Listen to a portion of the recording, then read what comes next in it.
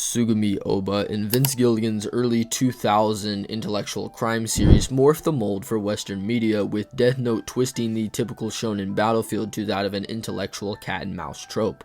Something akin to that of what Vince would also formulate in the characters of Hank Schrader, a masculine, borderline cocky DEA agent, and Walter White, the 50-year-old schoolteacher turned drug lord, whose empire expanded through most of the Southwest and even into Europe. Walter, or I guess Heisenberg, would profit over $80 million through his time in the business, with him being a causal influence in the death of nearly 300 people, 10 of which were eyewitnesses being held in prison, who he killed in the span of 2 minutes, fulfilling the precise amount of victims required for Lawliet's engagement in a case. So what if L's genius, stated to be equivalent to that of 5 ordinary investigative bureaus and 7 intelligence agencies, which actually increased from 2002 to when he faced Kira, was out on this case? Could the greatest detective uncover the Albuquerque drug empire? Could L solve the Heisenberg case? Before jumping in, I would like to quickly give credit to Diego's Blood Spray, who did this video over a year ago on this very topic, and although I haven't watched his video, it will be in the description below. I wanted to implement what I believe to be the concrete conclusion to this profound topic, and ultimately give my opinion on the matter. And Breaking Bad is also arguably my favorite piece of media ever, so yeah, let's begin. Firstly, let's establish a time frame from which L would actually intervene.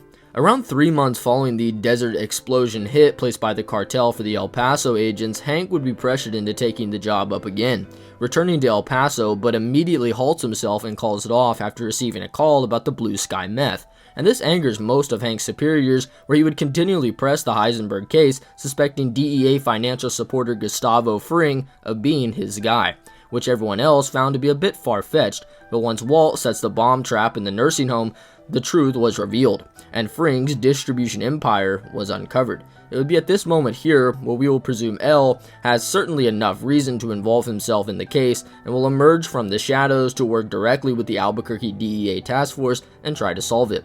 With that, I will be structuring this video where I lay out several different scenarios and how I could see L catching Walter using basically just the empirical evidence known to Hank and the DEA. I will be giving each strategy a percentage of success to put some numbers on it for you guys, while also accounting for the previous one and what it may have granted L in terms of information. Upon the International Criminal Police Organization, also known as Interpol's failure in conclusively understanding the Kira case and if it's actually a murder case or not, they would hand it over to L, giving an ultimate resolution promising their full cooperation. So this is going to happen with the Albuquerque DEA, and they will immediately release every piece of information they possibly have on the Heisenberg case. So let's first list basically every hint that Hank has been given, and then cross off personal things that may get left out. After relieving himself, Hank would first see the initials WW in reference to Walter, and could have put together all of these following hints. Heisenberg first appearing when Walt was diagnosed, the JP Wynn lab mask and stolen chemistry equipment, Walt's ability to correct him on the phosphine gas in Emilio's lab, Walt's involvement with Jesse Pinkman, potential identifying clues in the thermite surveillance video, Walt's mannerisms when Hank presses him about the WW initials, Skyler wanting the kids gone, their marital problems, them buying a car wash, Walt buying himself and Flynn brand new cars, including a brand new Challenger, and Walt's expensive Rolex that Hank pointed out, Walt's interest in all things DEA and cartel related, the Heisenberg line paper sketch, Badger's age and hair description of Heisenberg, his very early sabotage of the DEA trap set on Badger, Walt preventing Hank from going to the Laundry Institute, how the fake car accident call about Marie was made, Walt's hesitation in planting the tracker on Frank's car, Walt verbatim giving Hank the suspicion of another cook outside of Gale, and I mean Walt literally tells Hank he had a bag of $500,000 in cash. So here's the list for what has to be released to L. The JP Wynn lab mask and stolen chemistry equipment, the Heisenberg sketch, Badger's description to which the veracity is unknown, and lastly, some potential identifying clues in the thermite surveillance video. Through these several hints, Walter becoming the prime suspect is likely, as upon showing up at the JP Wynn High School, Hank questions Walt if he knows any other respirators have gone missing, as he counts 6 when the provided list has 8. Walt denies this, and Hank chops it up to merely Walt's care for his students, blinding him from seeing anything criminal in them. Just before this though, Hank and now L get a very serious clue, and it's that Walt notes that the list of key holders to the inventory lock is only the science faculty, staff, head principal Carmen, and the vice principal, and then Walt. They could then couple Badger's 50 to 70 age range and bald description with the sketch that at least confirms a mustache to see that Walt is now their prime suspect. Walter also being the prime suspect of those candidates is likely regardless due to his clear overqualified chemistry knowledge and, well, he's the teacher. Also, I want to quickly address the possibility of checking the camera footage of when this happened, and while from what I recall we don't see many, if any, cameras in this high school, especially on this backside exit where Walt exited to get to his car, but to assume they are there isn't really absurd.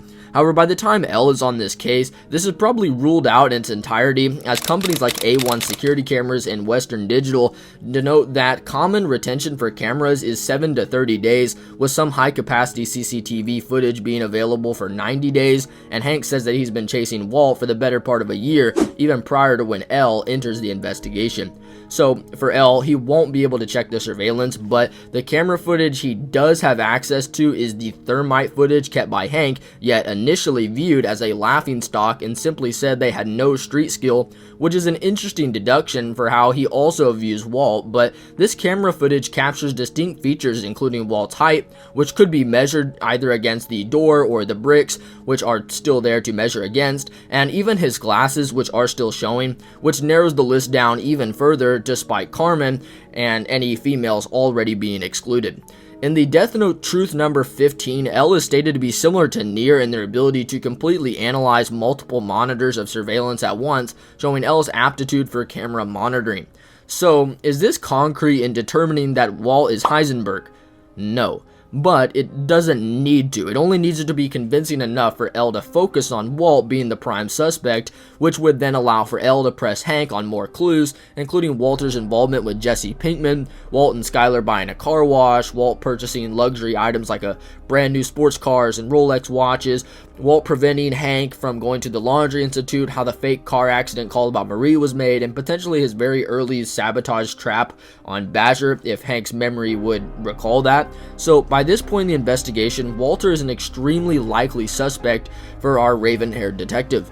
So how does L go about proving Walter is this supposed drug emperor? The first option would be to place a video surveillance and wiretaps all throughout Walter's house. And although you may be hasty to conclude on Walt's demise here, with the surveillance that's been described as extreme on the back of Volume 3, this is probably jumping the gun, maybe.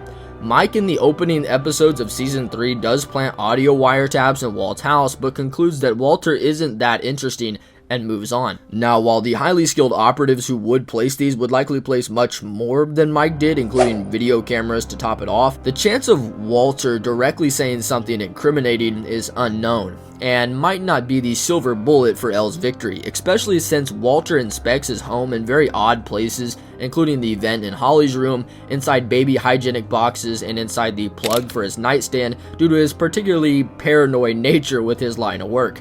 And if one of these audio taps or cameras is found, then Walter is certainly going to be willing enough to uproot his home for his own safety, like he does with the carpet when Jesse dumps gasoline all over his living room floor.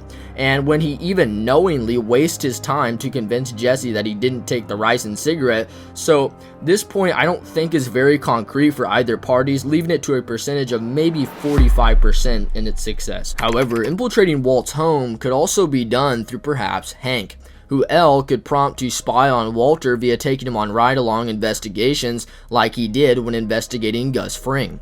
But maybe, like he did with Light and forcing him to pose as Akira, he could have Hank make Walter cook or attempt to cook, or maybe ask for a demonstration, or rather just an explanation for why the meth turns blue. Now sure, it does sound far-fetched, but it's not impossible, seeing as L's antisocial and emotionally almost inhumane nature is continually described to be almost sadistic, like on page 64 of the How to Read guide, which in response to if L has any friends states, nope, and when he says that Light is his friend, that's a big lie. He never considers him a friend, he probably secretly thinks really negative things about him. end quote. And just 4 pages later, in response to if there was a specific theme that's hoped to be expressed throughout the series, he states, after giving the answer that all humans die, quote, "Given that I don't think it's very important to debate whether Light's actions are right or wrong, personally I only look at it as Light is very evil and L is slightly evil," end quote. The page after this, Oba just straight up calls L a liar, just point blank. With this also being said, we are talking about a character who's described as evil, and one who constantly lies and commits literal crimes through his methods, such as when killing Lindell Taylor. Wrapping this back around, I would certainly hold to the idea that L would try to manipulate Hank into doing this after Walter became his prime suspect. And while you may be quick to dismiss this and say Hank would deny the request, he might not. Regardless of if his job could be on the line, the reason being is Hank in relation to Walter is profoundly similar to L and Light, and how both are tenaciously prideful manipulators who stand merely on the opposite sides of the legal justice system. L commits crimes with the surveillance cameras, for example, and Hank manipulates his best friend into searching a potentially innocent laundry facility. And if you guys remember that one scene where Hank is spying on the old couple in the RV, like hiding on top of the roof, which is admittedly funny, but the point here is Hank's pride and his determination to be the Popeye Doyle of this story, which would most likely cause him to do this. And if not, he's already recognized the likelihood of L getting all the publicity for this, but he still does admire the agents who brought down Pablo Escobar. Pressure will also just accumulate on the shoulders of Hank as L, when curious about any underlying motivations in the Japanese police task force, contacted the FBI to investigate each task force member and their families. This would be similar to Hank and his supervisor's request for him to work in El Paso, which Hank in his cocky and be a man mind state couldn't refuse. And also, I just think to note, it's probably important to say if the same strategy is implemented, then the FBI or another force will be investigating Walt by nature of being Hank's family, revealing more of L's true suspicions, but whatever. If you're still unconvinced of this strategy, during the iconic "You Got Me" scene, Hank presses Walt, asking him to analyze Gil's lab notes to see if he's writing about a phenylacetone cook in the scene where Hank gets the closest to catching Walt. So, this strategy could be the key to giving us our first potential slip-up by Walter, so for this possibility, I would label it like a 55% possibility for L's success. During his early stay at Whammy's house, L as a child was ordering Watari to invest in stocks with 1 million yen, until the point where, just in the matter of 2 years, L had grown Watari's finances to nearly a factor of 20,000, which I've heard has been calculated to some double-digit billion number, but this is just showing his keen appetite for money, which would allow for L to also notice that Walt's financial, lifestyle changes dramatically as he accumulates wealth. So, digging into his bank accounts, tax filings, and any large cash deposits he's had over the last year would reveal many discrepancies that could lead to a hint of money laundering and illegal drug sales. So, while it's simple, Walt does change far too much for this not to be something L couldn't capitalize on. Even Hank notices Walt's change in spending. Therefore, the financial investigation, I would probably give a 65% chance of success. Another simple yet effective method of investigating Walt would be through interrogating known people associated with Walt, like Jesse Pinkman, again, his lawyer, Saul Goodman, and even Hank. One of these could eventually give up information intentionally. However, a trained lawyer, probably not. However, a well-timed interrogation of Jesse could plant at least a minor hole in Walt's alibi and thus expose Walt's role as the Albuquerque kingpin. Jesse's testimony about Walt and his increasing manipulation and betrayal could be damning, depending on when this interview is set in Season 5, and whether it's after Jesse finds the truth about Walt and him poisoning Brock. L could also just press Jesse into using his existing knowledge on Walt, which could lead to Jesse flipping if he's already going against Walt by this point. Therefore, I would give this strategy an 80% and upward chance of success, and therefore the greatest mind in Death Note would actually be capable of having the cuffs slapped on Heisenberg, if you get the reference. Anyway, this shouldn't sound surprising, as while this isn't a coughing baby versus hydrogen bomb situation, L is a detective with over 3,500 cases of experience experience under his belt, L is a detective with such formidability that without any evidence for Kira's existence, he's able to pinpoint that instead of backing off under pressure, Kira arrogantly responds with a challenge of his own. He always has to win. He can't stand losing. L even deduced what Kira would likely say if they were to shield criminals through media restrictions down to the letter. He deduced that through almost subliminal signs exactly what Kira would say, and that Kira is most likely an immature young person not yet in adulthood. So what do you guys think? Do you guys think that L could deduce that, he clearly, he could clearly deduce the fact that Walt's blue meth comes from an old-fashioned biker formula, which could further hint at an age group for Heisenberg or further confirm it? But whatever, I had a blast writing this video, as again, I love Breaking Bad, and I've been wanting to touch on some Death Note content for a while now, so this is kind of ironic also, seen as the Pride versus Pride parallels in both Breaking Bad and Death Note respectively. But anyway, if you guys did enjoy the video and would be interested in maybe could L catch the more organized Gustavo Fring, then let me know. But as for Walter White, is there anything I missed that might be damning for Walt? If so, be sure to let me know in the comments below, and make sure to subscribe as it helps the channel grow, which means that more content that you guys get to enjoy can be put out for you guys. So yeah, beyond that, God bless you all. Love you guys.